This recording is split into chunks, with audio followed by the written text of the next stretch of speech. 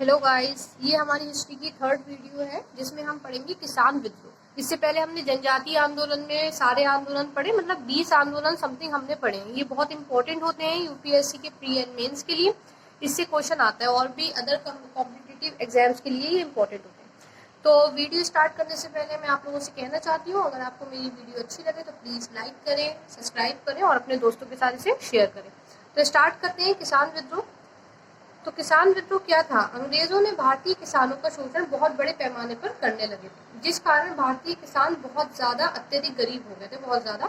और भारत के विभिन्न क्षेत्रों में विद्रोह प्रारंभ कर दिया था, मतलब अलग अलग जगह पर किसानों ने विद्रोह प्रारंभ कर दिया था। तो सबसे पहले देखेंगे नील विद्रोह, ठीक है ना। नील विद्रोह जो था हमारा 1859 से 1860 और 1860 तक चला। कहाँ पे हुआ था ये?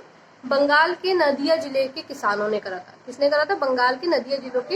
तो नील विद्रोह जो है इसका नेतृत्व करा था दिगंबर और विष्णु विश्वास ने। ध्यान रखिएगा, नेतृत्व किसने करा था? दिगंबर और विष्णु विश्वास ने। इसकी चर्चा दीनबंधु मित्र की रचना नील दर्पण तथा हरीश चंद्र मुखर्जी की पुस्तक हिंदू पैट्रियोटिक में है, ठीक है ना। तो क्वेश्चन यहाँ से भी बन सकता है, दीनबंधु मित्र की रचना में किस विद्रोह का जिक्र है? तो नील विद्रोह का है, ठीक है ना। नील दर्पण में नील विद्रोह का, ये तो आराम से याद हो जाएगा। हिंदू पैट्रियोटिक में किसका है? नील विद्रोह का। किसकी किताब थी ये थी हरीश चंद्र मुखर्जी। अब हम स्टार्ट करते हैं पावना विद्रोह, जो हमारा हुआ था 1873 ईस्वी में। ये कहाँ पर हुआ था? बंगाल में हुआ था। बंगाल के पावना जिले में स्टार्ट हुआ था। किसने स्टार्ट करा था? ये यूसुफ शाही परगना ने स्टार्ट किया था। कारण क्या था? जमींदार और लगान की दरों में अत्यधिक सीमा से अधिक बढ़ा देना। जो ये था लगान जो थी उसको जो था अत्यधिक बढ़ा दिया था इन्होंने, सीमा बढ़ा दी। विद्रोह के प्रमुख नेता कौन कौन है? ईशान चंद्र, शंभूपाल तथा केशव चंद्र राय एवं खोदी मल्ला, ये जो थे विद्रोह के प्रमुख नेता थे। हुआ क्या था? लेफ्टिनेंट गवर्नर कौन थे? कैम्पबेल ने इस विद्रोह का समर्थन किया था, क्योंकि ये विद्रोह जमींदार के विरुद्ध था। मतलब इसमें जो था अंग्रेजों ने जो हमारे किसान थे उनका साथ दिया था, क्योंकि किसके उसके विद्रोह किसके विरुद्ध था? ये विद्रोह था जमींदारों के विरुद्ध, इसलिए अंग्रेजों ने साथ दिया था, ठीक है ना। अब आगे बढ़ते हैं।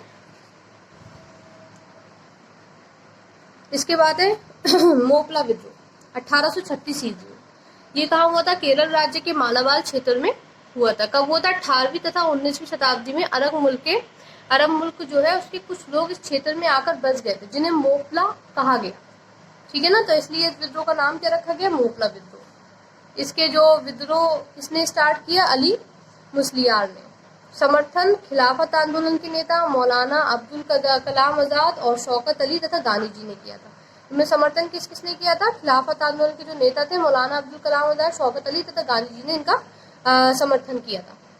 अब आगे बढ़ते हैं। चंपारण सत्याग्रह, ये तो आप सब लोग जानते ही होंगे, ये तो हमारे गांधी जी का सबसे ज्यादा फेमस सत्याग्रह है। चंपारण सत्याग्रह 1917 ईस्वी में। देखते हैं, ये बिहार के चंपारण से प्रारंभ हुआ था। इसका नेतृत्व महात्मा गांधी जी ने किया था। ये नीलहर जमींदार के विरुद्ध एक आंदोलन था। ये जमींदार 3 कटिया पद्धति के तहत 20 कट्टा खेत में जबरदस्ती 3 कट्टे पर नील की खेती करवाते थे। एक बार नील बोने पर 3 साल के लिए जो खेत होता था वो बंजर हो जाता था। महात्मा गांधी ने इस पद्धति को समाप्त करवा दिया और रविंद्रनाथ टैगोर ने उन्हें महात्मा बोला। मतलब जो महात्मा की उपाधि मिली है उन्हें, वो इसी टाइम पर मिली है, ठीक है ना। जब वो चंपारण सत्याग्रह में उन्होंने जो था समाप्त करवा दी थी पद्धति। कौन सी पद्धति? 3 कटिया पद्धति, ठीक है ना। तो सब कब हुआ था? ये 1917 ईस्वी में। कहाँ पर स्टार्ट हुआ था? बिहार के चंपारण में। नेतृत्व कौन कर रहा था? महात्मा गांधी जी कर रहे थे। बहुत इंपॉर्टेंट सत्याग्रह। अब हम देखते हैं खेड़ा सत्याग्रह। खेड़ा सत्याग्रह भी जानते ही होंगे, ये भी हमारे महात्मा गांधी के ही नेतृत्व में हुआ था। 1918 ईस्वी में हुआ था, ठीक है। इसे गुजरात के खेड़ा से महात्मा गांधी ने प्रारंभ किया था। ध्यान रखिएगा, चंपारण कहाँ है? बिहार के चंपारण से है, और खेड़ा कहाँ है? गुजरात के खेड़ा से महात्मा गांधी ने प्रारंभ किया था। अंग्रेज खेड़ा में अकाल पड़ने के बाद भी टैक्स वसूल कर रहे थे। मतलब जो खेड़ा सत्याग्रह है वहां पे क्या हुआ था? वहां पे वो लोग अकाल पड़ने के बाद भी टैक्स वसूल कर रहे थे, इससे महात्मा गांधी ने माफ करा दिया। तो यहाँ पर भी महात्मा गांधी की जीत हुई थी। नेक्स्ट देखते हैं अवध किसान सभा। ये 1920 में इसे रामचंद्र ने प्रारंभ किया था। ये किसानों का एक संगठन था, ठीक है ना, ये एक कमेटी थी किसानों की। स्टार्ट किसने करा था? रामचंद्र ने प्रारंभ किया था। और कब हुआ था? 1920 में हुआ था। एका आंदोलन, एका आंदोलन देखते हैं 1921 में।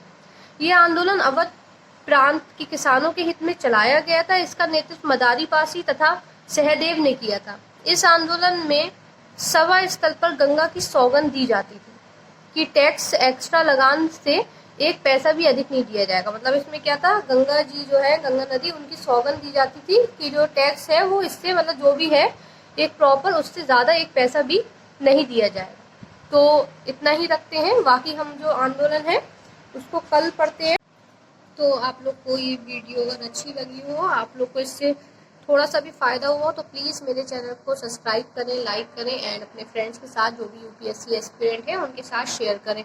और आप सभी को बेस्ट ऑफ लक, और प्लीज़ अपने काम को हार्ड वर्किंग की तरह करते रहें, क्योंकि मुझे पता है इसमें बहुत बार ऐसा होता है कि नहीं, हम नहीं कर पाएंगे या बहुत ज़्यादा सिलेबस है, लेकिन करना ही पड़ेगा। इसके अलावा और कोई रास्ता नहीं है। महात्मा गांधी का जो एक डायलॉग है, ठीक है ना, नारा है, करो या मरो, उसको ही याद रखें। या तो हमें करना है या फिर उसके अलावा कोई और चारा ही नहीं। तो जब हमारे पास रास्ता ही नहीं होगा कोई और, केवल प्लान ए है, कभी भी प्लान बी मत रखिए, वरना आपका प्लान ए सक्सेसफुल नहीं होगा। तो प्लान ए ही है हमारे पास, के बाद प्लान बी या कोई भी कुछ भी बैकअप प्लान कुछ भी नहीं है, हमें करना ही करना है। तो अगर आप लोग को मेरी वीडियो से कुछ भी सीखने को मिला हो तो प्लीज़ लाइक शेयर सब्सक्राइब कर दें, थोड़ा सा मुझे इससे फ़ायदा हो जाए। मैं भी पढ़ लेती हूँ इसी बहाने, मतलब रिवीजन हो जाता है, क्योंकि मुझसे रिवीजन नहीं हो पाता है। मेरी सबसे बड़ी प्रॉब्लम यही है।